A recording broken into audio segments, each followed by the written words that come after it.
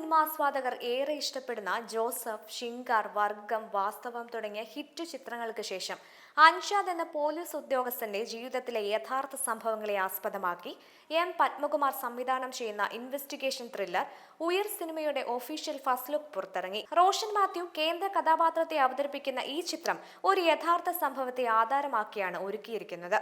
കണ്ണൂർ ജില്ലയിലെ ധർമ്മടം പോലീസ് സ്റ്റേഷനിലെ പ്രൊബേഷൻ കാലയളവിൽ ജോലി ചെയ്യുന്ന സബ് ഇൻസ്പെക്ടർ അജീബ് എന്ന കഥാപാത്രത്തെയാണ് റോഷൻ മാത്യു അവതരിപ്പിക്കുന്നത്.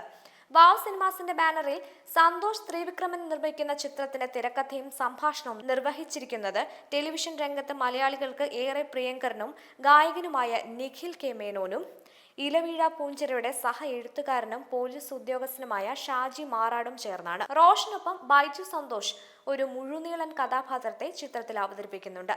വിനീത് തട്ടത്തിൽ, ദിവ്യ എം നായർ, സന്തോഷ് ത്രിവിക്രമൻ, ഷാജു ശ്രീധർ, ശ്രീകാന്ത് മുരളി, വിനോദ് സാഗർ, അതുല്യ ചന്ദ്ര, ശ്രുതി മേനോൻ എന്നിവർ പ്രധാന വേഷങ്ങളിലെത്തുന്നു.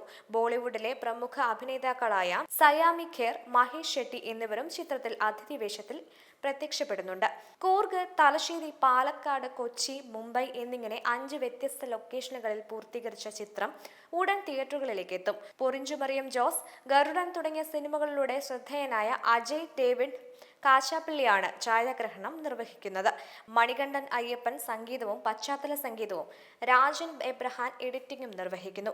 ഷിജു ചക്രവർത്തി, സന്തോഷ് വർമ്മ എന്നിവർക്ക് പുറമെ മഹാകവി സുബ്രഹ്മണ്യ ഭാരതിയാരുടെ വംശപരമ്പരയിലെ 4ാം തലമുറക്കാരൻ കൂടിയായ നിരഞ്ജൻ ഭാരതിയും ഉമേഷ് പിലിക്കിടയിലുവും യഥാക്രമം ഇവരോടൊപ്പം ചിത്രത്തിന്റെ തമിഴ്, കന്നഡ ഗാനരചയിതാക്കളായി എത്തുന്നു എന്ന പ്രത്യേകതയും ഉയരുന്നുണ്ട്.